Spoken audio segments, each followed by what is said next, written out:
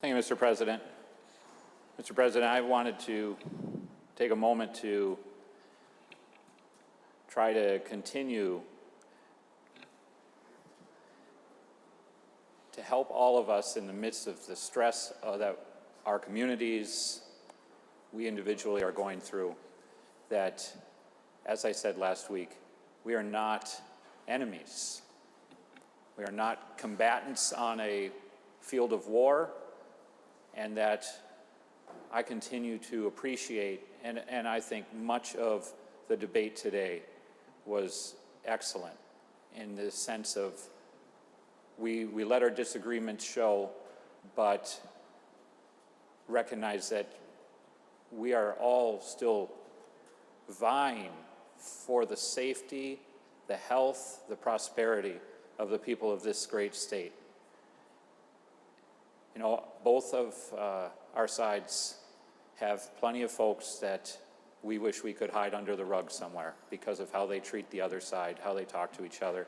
It's been a huge struggle for me in the last several weeks to spend time on Facebook, not because of the criticism I'm receiving, not because of the criticism I see levied at other political features. As the previous speaker noted, we signed up for this. But I'll tell you what's been heartbreaking and almost incapacitating to me is to see my friends that I have known a long time treat my other friends who have a different perspective so poorly, to literally call out for the murder of people with different perspectives. Our country cannot stand together if we are a house divided in that manner.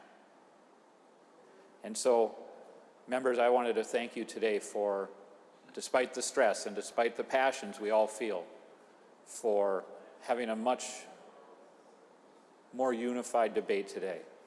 And I thank you for that. I encourage each of you to do what my family has been doing all through this as we meet every night, to pray for our governor, to pray for our president, and to pray for our country and our state.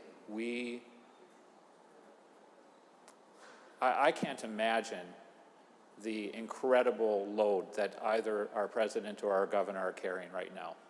And I have tremendous appreciation for their hard work and efforts for the people of this state. We have some disagreements on how that's working out, what that looks like.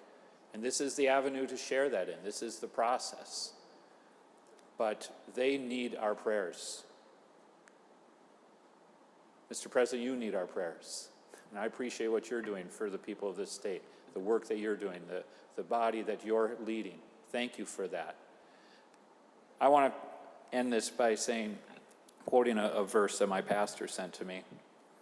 His divine power has granted to us all things that pertain to life and godliness, through the knowledge of him who called us to his glory and excellence, by which he has granted to us his precious and very great promises, so that through them you may become partakers of the divine nature, having escaped from the corruption that's in the world now because of sin.